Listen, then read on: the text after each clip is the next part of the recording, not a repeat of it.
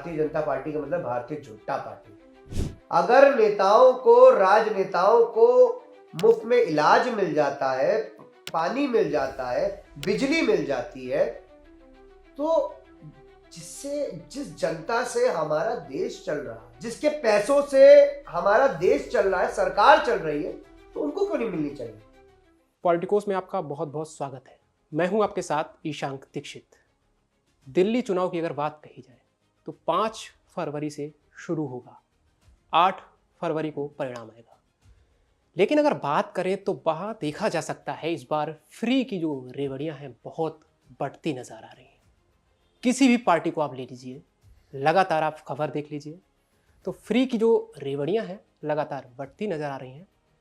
आखिरकार जो आम आदमी पार्टी है उसकी क्या रणनीति है, क्योंकि हर बार वो एक विजेता के रूप में देखी जाती है और केजरीवाल जी जो मुख्यमंत्री थे अब इस टाइम आतिशी हैं, तो देखा जाए तो इस बार उनकी ऐसी कौन सी रणनीति है जिसको लेकर वो लगातार चर्चा में बने हुए हैं। प्रखर जी, एक और सवाल उठता है कि जिस तरीके से देश प्रदेश में बेरोजगारी बढ़ रही है, तो उसको लेकर आपकी जो आम आदमी पार्टी है क्या कदम उठाएगी? देखिए, ये सवाल तो बड़ा रोचक बनता है, क्योंकि हमारे आदरणीय प्रधानमंत्री श्री नरेंद्र मोदी जी कहते थे हर सालाना हम 2 करोड़ नौकरी देने का काम करेंगे। यानी कुल मिला के अगर अभी देखा जाए तो 22 करोड़ नौकरी आदरणीय प्रधानमंत्री नरेंद्र मोदी जी के द्वारा दे देनी चाहिए। खैर छोड़िए, हम लोग को भी पता है और आपके दर्शकों को भी पता है, भारतीय जनता पार्टी का मतलब भारतीय झुट्टा पार्टी। मैं तो साफ साफ कहता हूँ भारतीय झुट्टा पार्टी, क्योंकि सिर्फ झूठ के पुलंदे बनाते हैं, झूठ बोलने का काम करते हैं। देखिए, हम आम आदमी पार्टी ने, अगर आप स्टैट्स उठाएंगे, सबसे ज्यादा अगर एम्प्लॉयमेंट कहीं भी मौजूद है वो दिल्ली के अंदर मौजूद है। हमारी सरकार हर बार प्रयास करती है कि हम लोगों को पक्की नौकरी दें और नौकरी के अवसर प्रदान करें। आपने अभी देखा होगा, अभी मैंने थोड़ी देर पहले बोला, जैसे मार्शल्स हमने हर बस के अंदर मार्शल रखने का काम करा। एक तरीके से आप देखेंगे तो एम्प्लॉयमेंट ही तो जनरेट हुआ। दिल्ली सबसे ज्यादा एम्प्लॉयमेंट रेट में आ गई।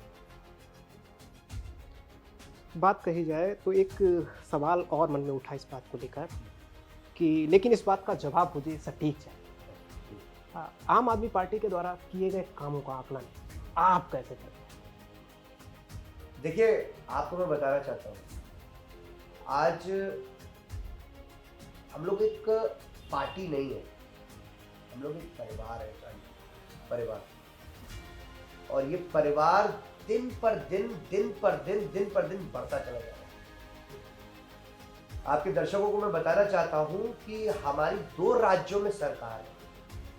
गोवा में हमारे विधायक है, गुजरात में हमारे विधायक है, उत्तर प्रदेश जिसमें कहते थे यहां की राजनीति में आपका क्या काम, आप यहां क्या कर पाओगे, तो हमारे 100 से ज्यादा पार्षद है और 10 से ज्यादा नगर पंचायत अध्यक्ष मौजूद। ये जो आम आदमी पार्टी का जो एक कॉन्सेप्ट है ना, डेवलपमेंट, स्वास्थ्य, शिक्षा, बिजली, पानी, मूलभूत सेवाएं। देखिए, माननीय अरविंद केजरीवाल का एक सिंपल स्टेट कॉन्सेप्ट है कि अगर नेताओं को मुफ्त में इलाज मिल जाता है, अगर नेताओं को, राजनेताओं को मुफ्त में इलाज मिल जाता है, पानी मिल जाता है, बिजली मिल जाती है, तो जिस जनता से हमारा देश चल रहा है, जिसके पैसों से हमारा देश चल रहा है, सरकार चल रही है, तो उनको क्यों नहीं मिलनी चाहिए? आज मैं कहना चाहता हूं शान जी, क्या कभी किसी ने ऐसा कभी सोचा था कि 24 घंटे बिजली आ सकती है जहां बिजली पैदा भी नहीं होती है, मुफ्त बिजली आ सकती है, मोहल्ले में मोहल्ला क्लिनिक खुल सकती है, सरकारी स्कूल, अगर उत्तर प्रदेश से आते हैं शायद जी, आपसे अगर कहा जाए आप अपने बच्चे को सरकारी स्कूल भेजेंगे, तो मैं ऑन कैमरा आश्वासित हूं, आप मना करें। और आप एक बार दिल्ली जाके देखिए, सरकारी स्कूल का हमने कायाकल्प कर दिया। टूटी हुई छतों, मकड़ी के जाले लगे हुए, बदल के एसी क्लासरूम 5 स्टार होटल की तरह बनाने का काम करा है। मेरी पार्टी का जो काम है, जो कहते हैं वो करते हैं और वादे से ज्यादा करके देते हैं, ये पार्टी है हमारी। सरकार की अगर बात कही जाए तो जो सरकार है उसका जो पिछला जो चुनावी घोषणा पत्र था, उसके जो वादे थे, उसकी जो योजनाएं थी, उसमें से कितने पूरे कर लिए और जितने भी छूटे हैं जो छूट गए, आखिर वो क्या कारण रहा, क्या ऐसी वजह रही तो पूरे नहीं हो पाए? देखिए, अभी मैंने थोड़ी देर पहले ईशान जी आपके दर्शकों को बताया कि बीते 2 साल में भारतीय जनता पार्टी द्वारा हर संभव प्रयास करा गया आम आदमी पार्टी को खत्म करने का, नेस्तनाबूद करने का, मगर आम आदमी पार्टी न टूटी न बिखरी, कुछ नहीं। माननीय अरविंद केजरीवाल ने बिल्कुल साफ आप जैसे सम्मानित पत्रकारों को कहा कि हम यमुना की सफाई नहीं करता है, यूरोपियन स्टैंडर्ड की हम सड़क नहीं बनाता है, और हर घर नल से साफ पानी नहीं दे पाए, वो ऐसा साफ पानी जिसमें आपको अपने घर में आरओ तक की लगाने की जरूरत नहीं पड़ेगी। और उन्होंने आश्वासित करा है कि आने वाले कार्यकाल में हम पूरा कर दिखाएंगे इस चीज को। और सिर्फ ये कारण ये रहा, आप देखेंगे भारतीय जनता पार्टी ने जो यातनाएं आम आदमी पार्टी को दी, चाहे वो आप जेल भेजने के स्वरूप मान लो, आपको मैं याद दिलाना चाहता हूँ किस तरीके से 5 जजों की बेंच का फैसला, जिसमें एक निर्वाचित मुख्यमंत्री, एक निर्वाचित विधायकों की जो ताकत होती है छीन के एलजी साहब को देने का, सुप्रीम कोर्ट ने का जो अध्यादेश था उसको इन लोगों ने लोकसभा और राज्यसभा में जाके पलट दिया। हमारे पास एजेंसी हुआ करती थी, वो छीनने का काम करा। भारतीय जनता पार्टी ने हर वो संभव प्रयास करा है नेस्तनाबूद करने, मगर उसके बाद भी हमने अभूतपूर्व काम करके दिल्ली की जनता को दे दिया है। मान लीजिए 2025 यानी कि 8 फरवरी को चुनाव का परिणाम आता है और आपकी सरकार एक बार फिर से बनी देखी जाती है, तो उसके बाद जिस तरीके से देश प्रदेश में बेरोजगारी है, उसके लिए नए रोजगार सृजन के लिए आपकी क्या योजना है? किस तरीके से नए रोजगार का सृजन? देखिए, मैं सवाल से मुझे एक वाक्य याद आता है, एक शब्द याद आता है।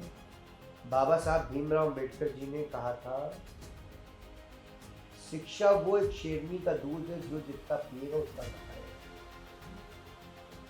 आदरणीय स्वर्गीय बाबा साहब भीमराव अम्बेडकर जी द्वारा ही कहा गया, और आम आदमी पार्टी उस पर बहुत उस वाक्य को अपने हर एक कार्यकर्ता की जहन में रखा। किसी भी देश के अंदर बजट का 25% शिक्षा पर नहीं दिया। आम आदमी पार्टी पहली राष्ट्रीय ऐसी पार्टी है जिसने 25% अपना शिक्षा पर खर्च करना। माननीय अरविंद केजरीवाल हमेशा कहते हैं, जो जितना शिक्षित होगा वो उतनी देश के लिए मदद कर पाएगा, देश को आगे बढ़ाने। और रही बात प्रदेश की, हमारी 2 राज्यों में सरकार है, हम हर वो संभव प्रयास कर रहे हैं कि हम अधिक से अधिक ज़्यादा से ज़्यादा एम्प्लॉयमेंट जनरेट कर पाए, लोगों को नौकरियां दे पाए। हम लोग माननीय प्रधानमंत्री श्री नरेंद्र मोदी जी नहीं है कि उन्होंने जो वादा करा था 2 करोड़ नौकरी का, 22 करोड़ नौकरी आज तक वो ना दे पाओ, ना वो दे पाएंगे। मैं आपके चैनल पर दिल्ली की मौजूदा समय में सबसे बड़ी समस्या परिवहन और ट्रैफिक, आखिर उसको लेकर क्या कदम उठाए गए हैं? और अगर आपकी सरकार एक बार फिर बनती है तो क्या ऐसे कदम उठाए जाएंगे जिससे इस समस्या का समाधान पूर्ण रूप से हो सके? देखिए, बीते 10 सालों में मैं कहूँ हमने 39 फ्लाईओवर्स बनाने का काम करा है बीते 10 सालों में।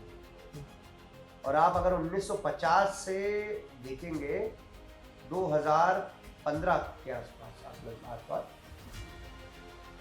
तो मात्र 60 फ्लाईओवर बने थे दिल्ली में।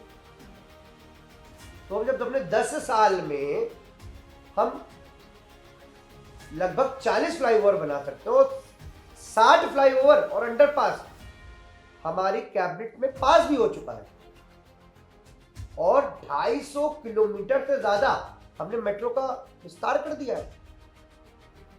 तो आप ये सोचिए, जब हम 10 साल के कार्यकाल में हमने इतनी चीजें कैबिनेट में पास करके धरातल तो उतार दी, तो आने वाले 5 सालों में हम क्या करेंगे? बिल्कुल हमारा एम बिल्कुल क्लियर है कि हमें क्या करना है। जितने फ्लाईओवर्स रहेंगे, जितनी मेट्रो बस, उतना मैं कहूं स्ट्रेस रोडों पे नहीं होगा। आज एक और सवाल उठता है इस मामले में, शिक्षा को लेकर। तो बालिका शिक्षा को बढ़ावा देने के लिए आपकी सरकार क्या करेगी? देखिए, आम आदमी पार्टी का दूसरा नाम है आधी आबादी वाली पार्टी। सबसे ज्यादा अगर किसी ने आधी आबादी के लिए सोचा है तो वो एक ही राष्ट्रीय पार्टी है, वो है आम आदमी पार्टी। निश्चित तौर पे मैंने फिर वही कहूंगा, दोहराऊंगा इस बात को, किसी पार्टी ने अपने बजट का 25% शिक्षा पे नहीं खर्चा, और वो हम कर रहे हैं। और रही बात बालिकों की, उनके लिए तो हम तो 2100 रुपये प्रति माह देंगे ही देंगे, और साथ में शिक्षा के लिए हर वो संभव प्रयास होगा जो और युवाओं के लिए और बच्चों के लिए रहता है।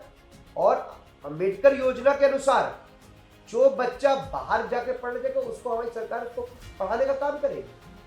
तो आधी आबादी की अगर बात करें तो सबसे पहले कोई पार्टी सोचती है वो है आम आदमी पार्टी, और कोई पार्टी।